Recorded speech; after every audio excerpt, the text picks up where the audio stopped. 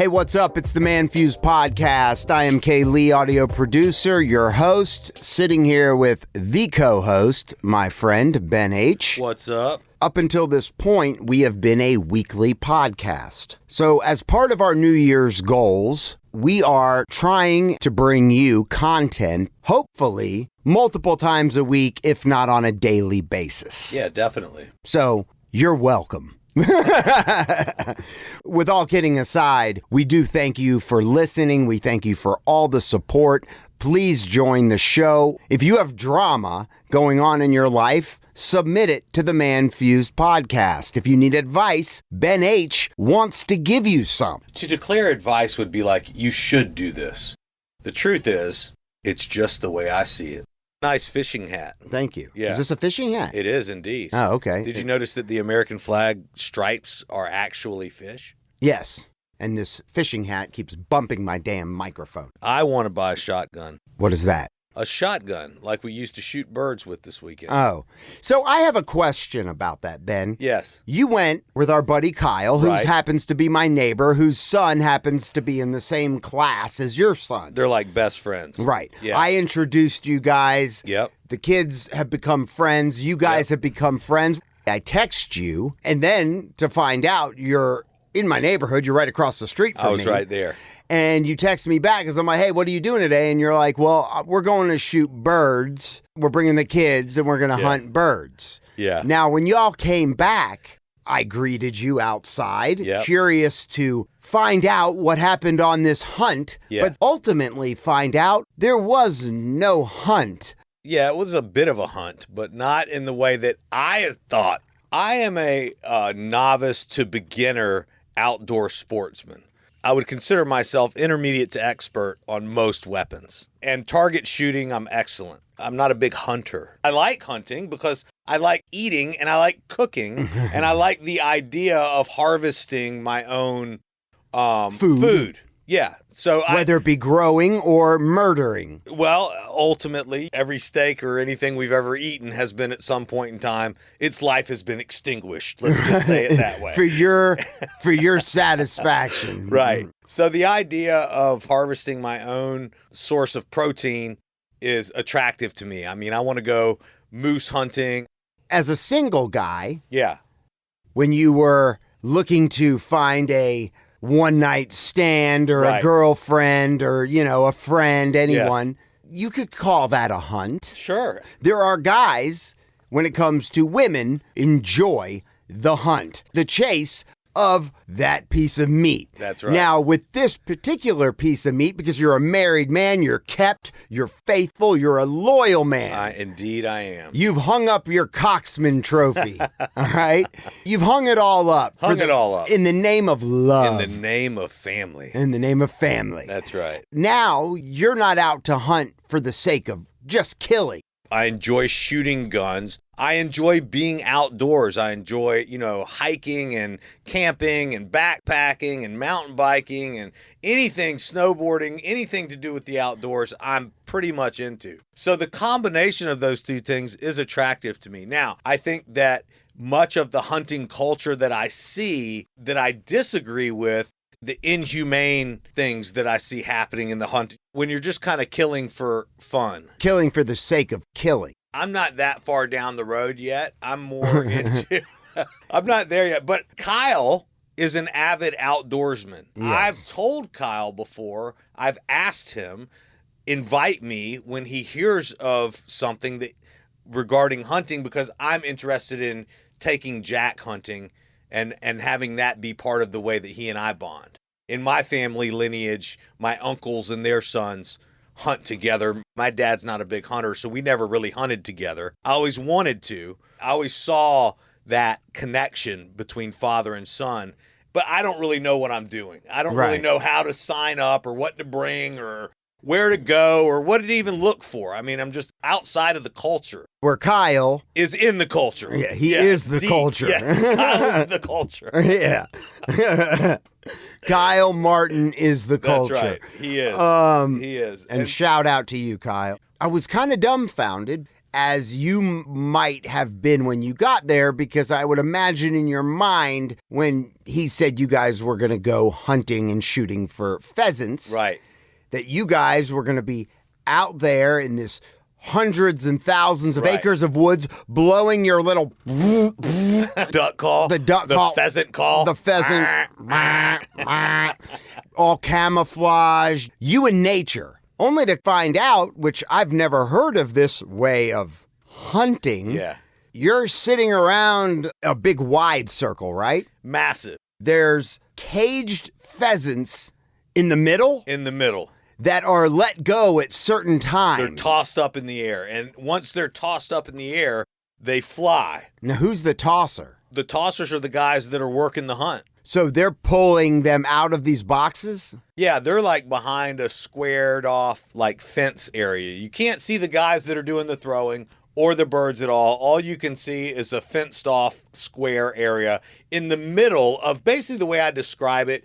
Think of a 150 acre baseball diamond. Okay. Okay. And so around the outer edge is where you we're are. in the outfield, right? Okay. And there's 7 stations from one side of the outfield to the other, right? Where the catcher's plate would be, that's where the pigeons are being thrown from. And they, because of the woods that are surrounding us on either side, are forced to fly over The any kill one zone. of the stations. The kill zone. Or into the woods, but they're unlikely to fly into the woods. They're going to fly to the open space. Do some of them ever make it to freedom? I saw a few which initially made it to freedom, but I think, they were harvested by the people who were hosting This murder fest. That kind of takes the hunt out of it. It'd be like going after a wounded moose or something that dragging his body across the ground. The birds are definitely at a disadvantage as far as the hunter-hunted relationship and your is skill concerned. level, and the average person's skill level. But I will say this: it was a very approachable thing for me to do with my 5-year-old son. Right. It was a very controlled environment. It was Right. very chill. Like, it was very, He wasn't running off. running through the woods. We had our stations that we had to be at.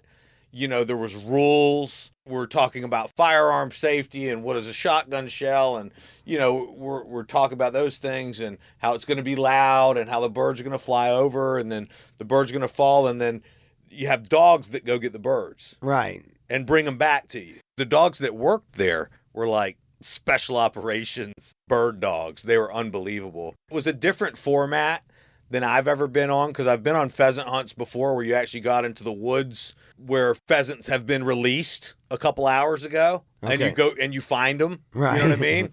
Where's Waldo? Yeah, exactly. So you go through, the woods and you search for the pheasants. I've done that before, and I enjoy that as well. I think that's a more kind of advanced.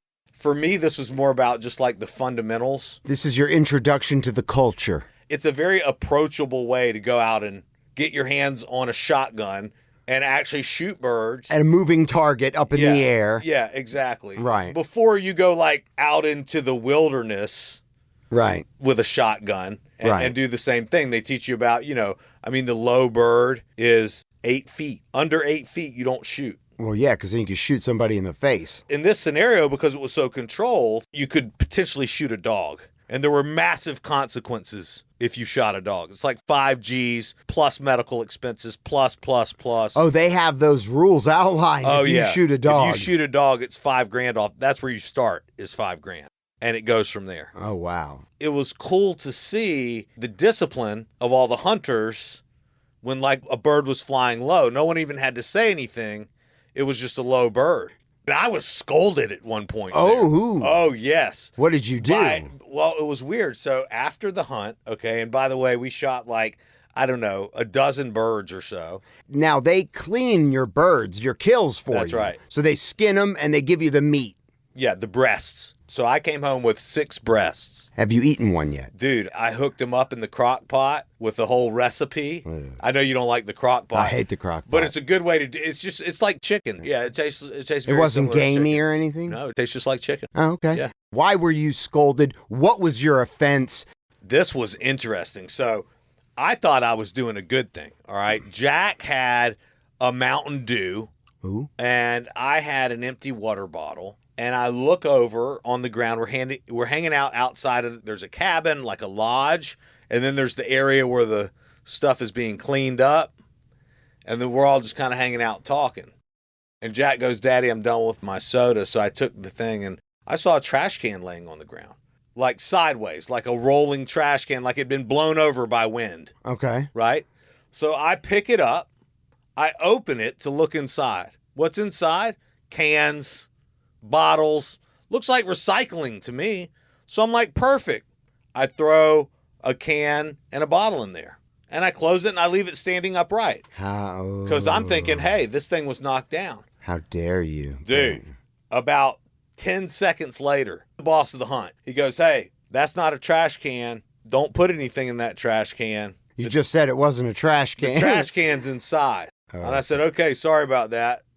And so he walked off. And then, so I was just standing there and I was like, Were you confused? well, kind of, I mean, the dude I was standing with, Kyle's boy, was like, "Dude, what'd you do?" And I was like, "Dude, I just threw a can and a bottle away in this and they trash go, can." "Oh, no." And he was like, "Oh, really? That's weird." Kind of out of the corner of my eye, there's this old guy sitting on a Ranger. It's like an outdoor, Right, yeah, I you know know. what I mean? Like a side-by-side. Yeah, like a side-by-side Ranger.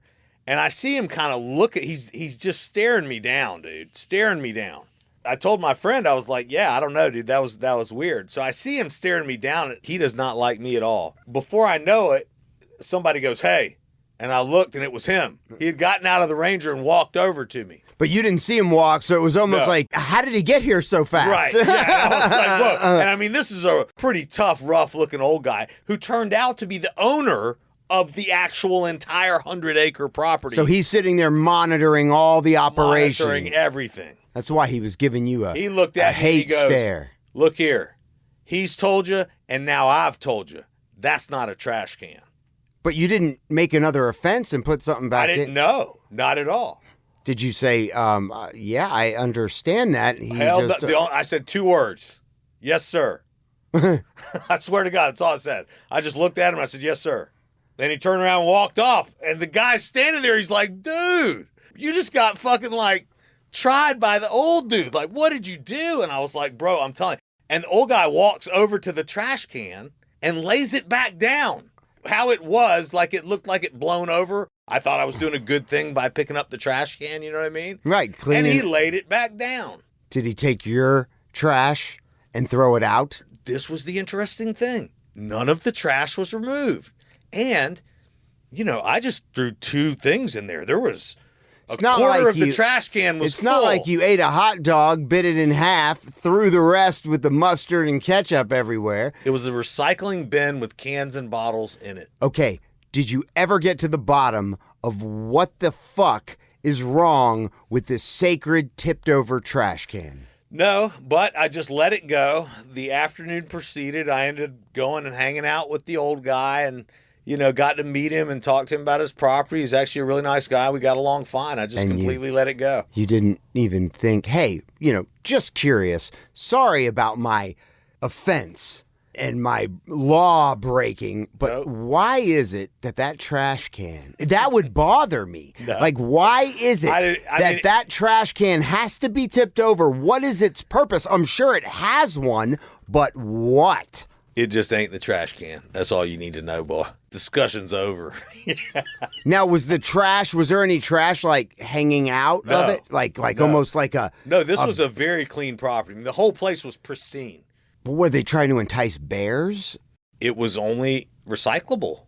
It was only cans and bottles. We gotta know. Here's what I think. Dude, I think we need to call them, and we need, like you did with the cold chicken wing that you ate, we need to ask to speak with the manager.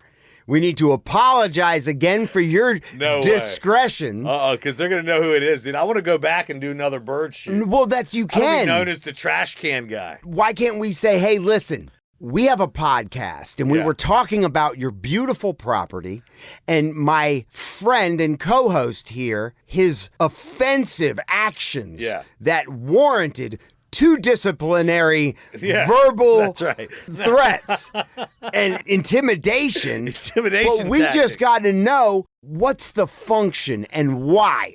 You have a reason, and it could be the dumbest reason because we said so. Here's the thing.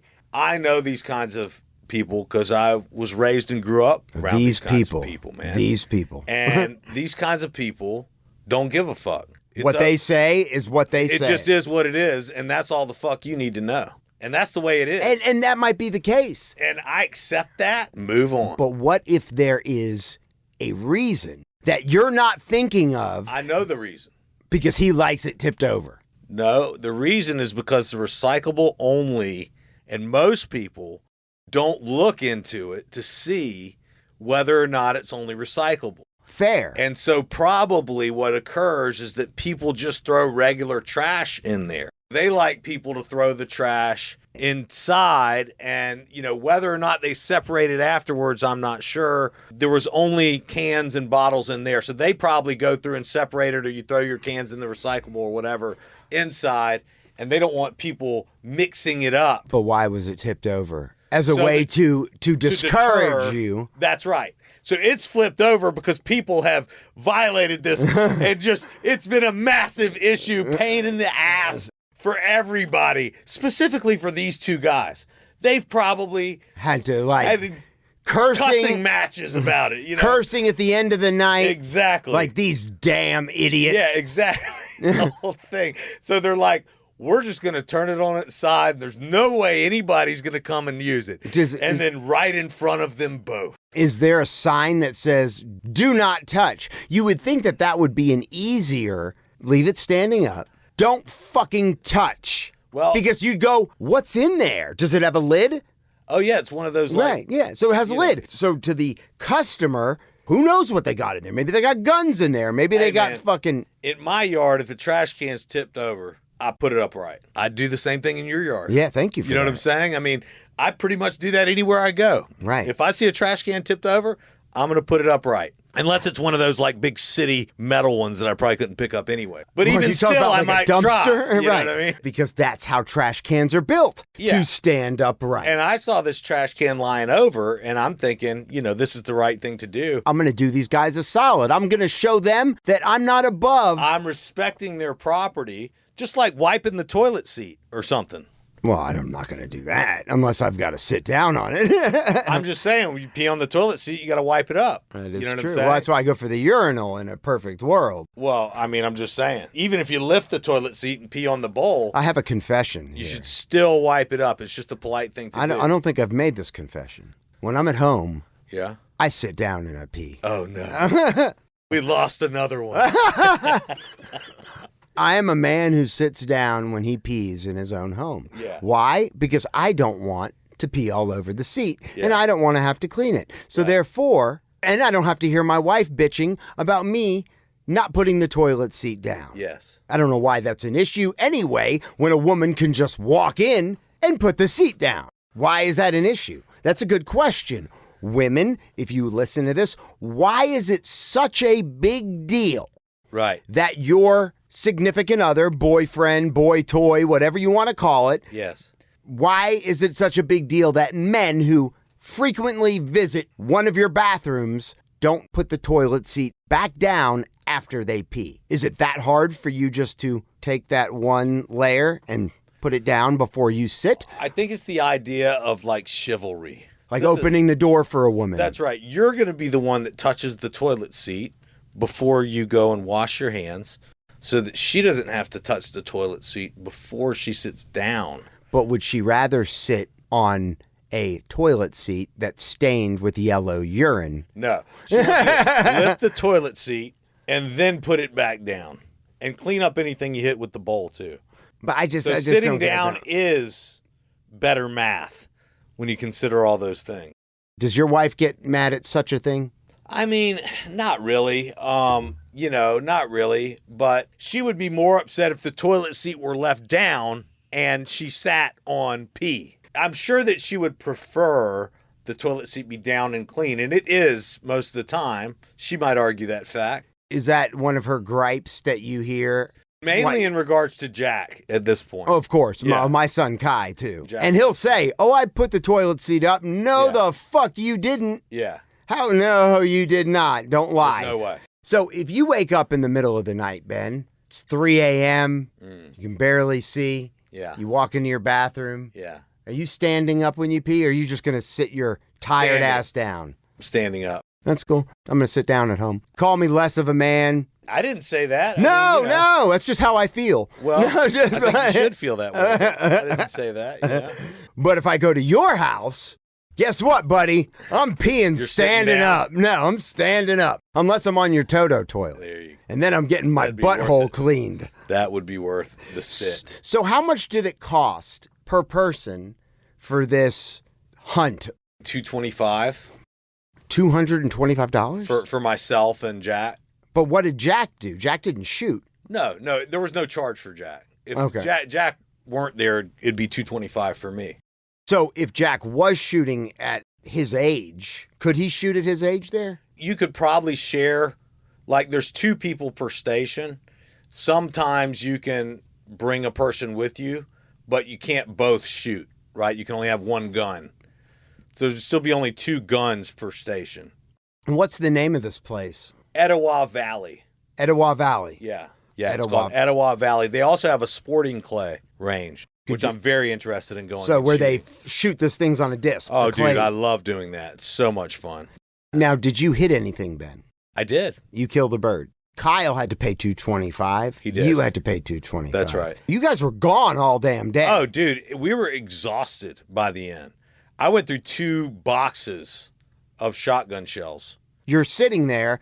How often do they release the pheasants to where you can shoot? Now, there's other people going to shoot too, right? Right. There's a round, and I think a round is like 20 birds. So then there were 7 rounds, and it's probably 15 minutes in between the rounds. And the rounds probably lasted 15 minutes. I mean, it's a good 4 or 5 hours. So when you go there, you plan to stay. Kyle was absolutely prepared. Okay. I, on the other hand, was not. I will be next time. Okay. Because now I know what to bring, what to expect, what to do. He right? didn't share any of his... Well, he might have thought that I knew. I mean, Kyle's been doing this kind of stuff for a long time. I think he just expected that I kind of knew what to bring or whatever. But I didn't.